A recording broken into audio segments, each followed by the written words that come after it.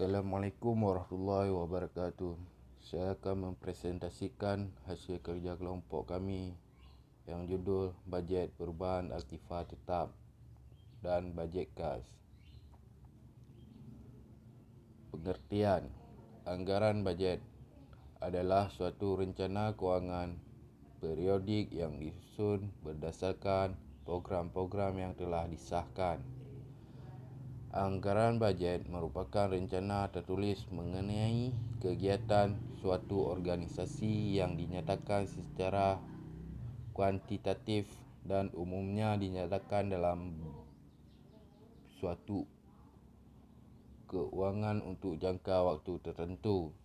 Bajet perubahan aktiva tetap ialah bajet yang merencanakan secara lebih terperinci tentang perubahan aktiva tetap dari waktu ke waktu selama periode yang akan datang. Adapun perubahan aktiva tetap tersebut antara lain: 1. Pembelian aktiva tetap seperti pembelian mesin untuk menambah mesin-mesin yang lama yang sudah ada, membeli gedung baru untuk menambah gedung lama yang sudah ada. 2. Pembuatan aktiva tetap baru, misalnya membangun sendiri gedung baru untuk menambah gedung yang lama yang sudah ada. 3. Penambahan aktiva tetap yang lama dengan aktiva tetap yang baru, atau dengan komponen-komponen aktiva tetap yang baru, di mana tambahan aktiva tetap dalam kurung komponen yang baru tersebut menjadi suatu bagian yang tak terpisahkan dengan aktiva tetap yang lama yang bersangkutan. 4. Perbaikan berat aktiva tetap lama yang sudah ada agar dapat berfungsi kembali dengan baik. 5. Penjualan aktiva tetap yang lama yang mungkin disebabkan kerana sudah habis umur ekonomisnya atau kerana perubahan merana kelebihan kapasitas dan sebagainya. 6. Penurunan nilai aktiva tetap dalam bentuk depresiasi. Kegunaan bajet perubahan aktiva tetap. Secara umum, semua bajet termasuk bajet perubahan aktiva tetap mempunyai 3 komponen, iaitu sebagai pedoman kerja, kedua sebagai alat mengkoordinasi kerja, ketiga sebagai alat pengawas kerja yang membantu manajemen dalam memimpin jalan perusahaan. Secara khusus, bajet perubahan aktiva tetap adalah sebagai dasar untuk menyusun bajet kas, kerana perubahan aktiva tetap tersebut akan mempengaruhi kas.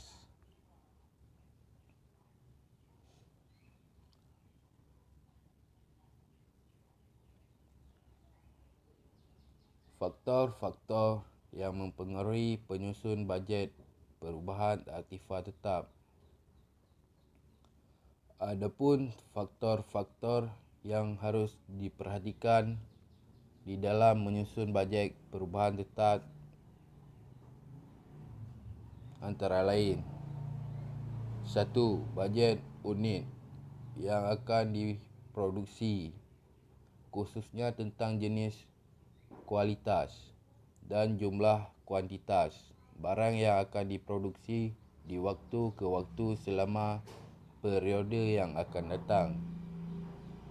Kedua, kondisi aktiva tetap lama yang sudah ada. Semakin baik kondisi aktiva tetap lama yang sudah ada, akan cenderung untuk tidak mengadakan perubahan-perubahan aktiva tetap. 3. Tersedianya modal yang dimiliki perusahaan.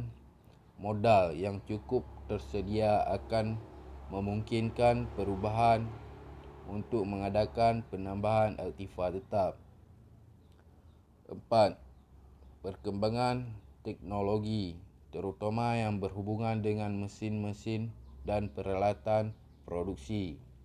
Kelima, umur ekonomis aktiva tetap lama yang sudah ada. Semakin pendek umur ekonomis aktiva tetap yang dimiliki perusahaan, akan semakin perusahaan mengadakan pergantian aktiva tetap. Metode depresiasi yang dipakai oleh perusahaan. Baik, bajet kas akan dijelaskan oleh Marzatillah. Bismillah, Assalamualaikum warahmatullahi wabarakatuh. Pada kesempatan kali ini saya akan menyambung apa yang dibahas oleh kawan kita Riki Saputra. Saya akan sambung di sini tentang budget. Pertama kita lihat dulu apa itu budget atau anggaran kas. Anggaran kas ini merupakan alat untuk meramal arus kas yang terjadi pada waktu tertentu. Jadi untuk melihat gimana perjalanan arus kas ini, maka gimana perjalanan anggaran kas, maka budget kas inilah yang berperan. Kemudian tujuan daripada anggaran kas. Yang pertama kita lihat dari tujuannya bagi sebuah perusahaan untuk memenuhi keadaan surplus atau defisit kasnya. Ini yang utamanya. Untuk mengetahui keadaan daripada sektor keuangan, keuangan daripada badan usaha. Kemudian alat memantau keadaan kas secara terus-menerus. Kemudian yang ketiga, menyesuaikan kas dengan total modal kerja, biaya pendapatan, penjualan, dan utang. Kemudian yang keempat, memberikan gambaran posisi kas akhir setiap periode dari kegiatan operasional. Yang kelima, menemukan kekurangan dan kelebihan kas. Keenam, mengukur keberhasilan atas target yang sudah dibuat. Dan ketujuh, mengkoordinasi dan mengintegrasikan kegiatan. Dalam hal ini intinya tujuan daripada anggaran kas ini ialah untuk kita mempelajari bagaimana anggaran kas ini untuk dia ke depan, bagaimana kita mempelajari arus-arus daripada keuangan usaha kita. Kemudian cara menyusun anggaran kas ini. Yang pertama, menghitung penerimaan kas. Bagaimana penerimaannya, baik itu secara penagihan utang atau penjualan tunai, penjualan aktiva tetap, atau penerimaan yang lain-lainnya. Kemudian menghitung pengeluaran kas. Selain pemasukan, juga pengeluaran harus kita hitung untuk mengetahui anggaran kas tersebut. Pengeluaran gimana aja, seperti pembelian bahan baku secara tunai, atau pembayaran utang, atau pembayaran upah, biaya pabrik, biaya administrasi, dan biaya penjualan. Itu semua masuk dalam pengeluaran kas dan harus dihitung. Hanya sekian ilmu yang dapat saya sampaikan. Semoga bisa bermanfaat bagi kita semua.